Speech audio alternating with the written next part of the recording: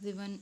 So today we will discuss the next topic of the final accounts of the partnership, that is how to calculate when opening capital is missing.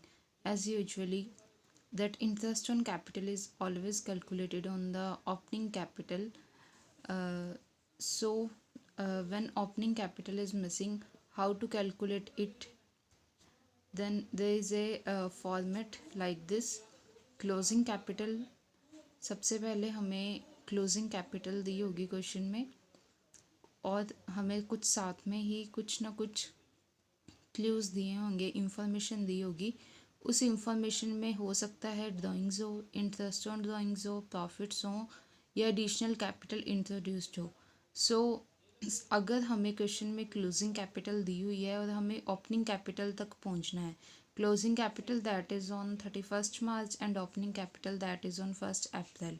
सो अगर हम ये ले रहे हैं कि यहाँ पे जो अकाउंटिंग ईयर है वो 1st April 2019 to 31st March 2020 है, तो 31st March 2020 is the closing capital and on 1st April 2019 is the opening capital. So सबसे पहले जो 31st March 2020 को हमारे पास कैपिटल पड़ी होगी वो क्लोजिंग कैपिटल होगी. अगर हमारे पास 1st April 2019 वाली कैपिटल नहीं है तो वो हमें निकालनी पड़ेगी, that is opening capital. So how to calculate the opening capital when it is missing? So there is a format. So सबसे पहले क्लोजिंग कैपिटल दी हुई है हमें, उसके बाद हमने क्या करना है, जो भी ड्राइंग्स होती हैं, हमने पूरे साल में जितने भी अपने पर्सनल यूज़ के लिए जो भी पैसा निकलवाया उसे हमने प्लस करना है यहाँ पे, दैट इज़ ड्राइंग्स.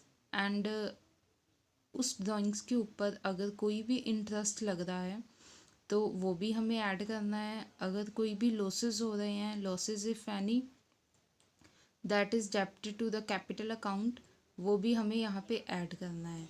लेस क्या करना है, अगर हमें कोई भी प्रॉफिट्स कोई भी क्रेडिट किए हुए हैं कैपिटल में एंड एडिशनल कैपिटल कोई भी इंट्रोड्यूस की हुई है, उसके बाद इन सभी चीज़ों को माइनस कर ये प्लस करके और इन दोनों चीज़ों को डिडक्ट करके इसमें से क्या आएगा, ओपनिंग कैपिटल. अगर आपको लास्ट वाले final accounts of sole proprietor का याद हो तो जो हम बैलेंस शीट में कैपिटल लिखते थे उसमें क्या होता था कि हमारे पास ओपनिंग कैपिटल होती थी. उस ओपनिंग कैपिटल के बाद हम क्या करते होते थे, मैं आपको करके दिखाती हूँ. यहाँ पे हमारे पास कैपिटल होती थी जो हम बैलेंस शीट में लिखते थे, उसके बाद हम प्लस क्या करते होते थे, कोई नेट प्रॉफिट माइनस क्या करते थे, नेट लॉस. अगर हमने अपने पर्सनल यूज़ के लिए कुछ निकलवाया है तो हम क्या माइनस करते थे, ड्राइंग्स को. और अगर कोई भी हमें इंटरेस्ट ऑन कैपिटल मिला है तो वो हम यहाँ पे क्या करते होते थे, प्लस इंटरेस्ट ऑन ड्राइंग को माइनस और प्लस क्या करते थे, एडिशनल कैपिटल अगर इंट्रोड्यूस हुई है. तो अब देखिए ये सारा कुछ प्लस माइनस करके एट द एंड जो हमारे पास आता था वो क्या होती थी, हमारी क्लोजिंग कैपिटल. तो अब हमें क्वेश्चन में ये चीज़ दी है, हमें इस चीज़ तक पहुंचना है, हमें बैक स्टेप लेना है. तो उस बैक स्टेप के लिए हम क्या करेंगे, जो चीज़ प्लस है उसे माइनस कर देंगे और जो चीज़ माइनस है उसे प्लस कर देंगे. ऐसे ही हमने उसमें किया है जब हमने ये पोजीशन पे पहुंचना है. ये पोजीशन क्या है, ओपनिंग, और ये पोजीशन क्या है, क्लोजिंग. तो इस क्लोजिंग कैपिटल को हम बैलेंस शीट में शो करते होते थे. अगर आपको final accounts of sole proprietorship last year वाला +1 वाला याद हो तो अब हमने क्या करना है, ये बैक स्टेप जाना है. इस बैक स्टेप जाने के लिए हम क्या करेंगे, प्लस को माइनस, माइनस को प्लस. तो क्लोजिंग कैपिटल में हम क्या करेंगे, minus additional capital plus interest on drawing minus interest on capital plus drawings plus net loss minus net profit.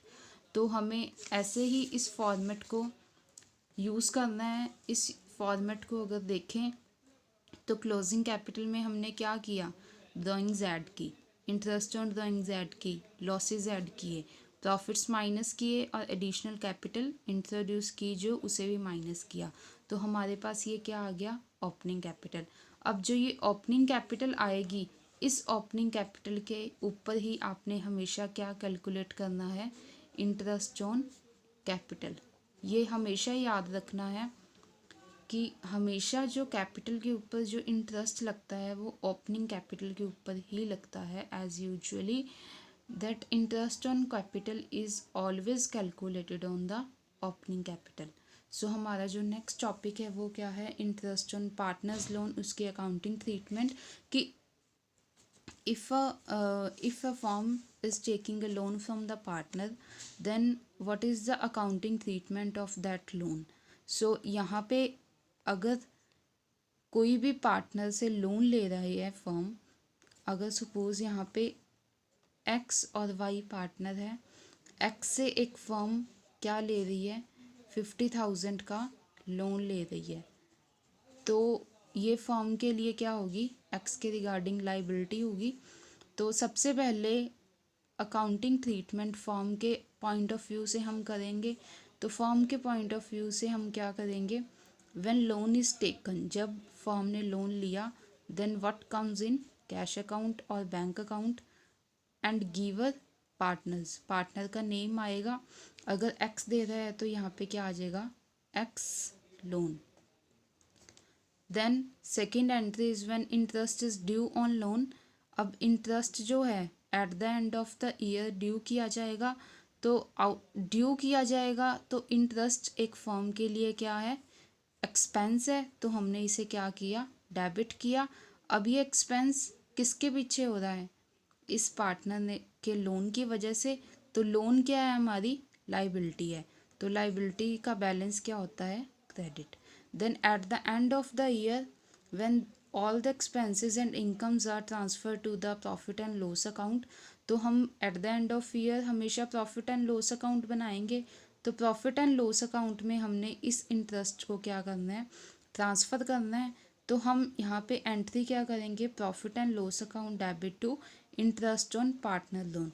अब ये एंट्री बनी कैसे है, अगर हम यहाँ पे प्रॉफिट एंड लॉस अकाउंट बनाते हैं तो हमें पता है कि जो प्रॉफिट एंड लॉस अकाउंट की डेबिट साइड होती है वहाँ पे क्या आते हैं, हमेशा एक्सपेंसेस, और क्रेडिट साइड पे क्या आते हैं, इनकम। तो यहाँ पे इंटरेस्ट हम एक्स को दे रहे हैं, फर्म दे रही है, तो उसके लिए क्या है, इंटरेस्ट ऑन लोन एक्सपेंस है। तो इसकी वजह से जो एक्सपेंस होने की वजह से ये डेबिट हो गया। तो अगर हम यहाँ पे एंट्री देखें, इसको जर्नल में कन्वर्ट करें तो क्या आएगा, profit and loss account debit to interest on loan, यही एंट्री है। तो यहाँ पे इंटरेस्ट ऑन पार्टनर्स लोन था।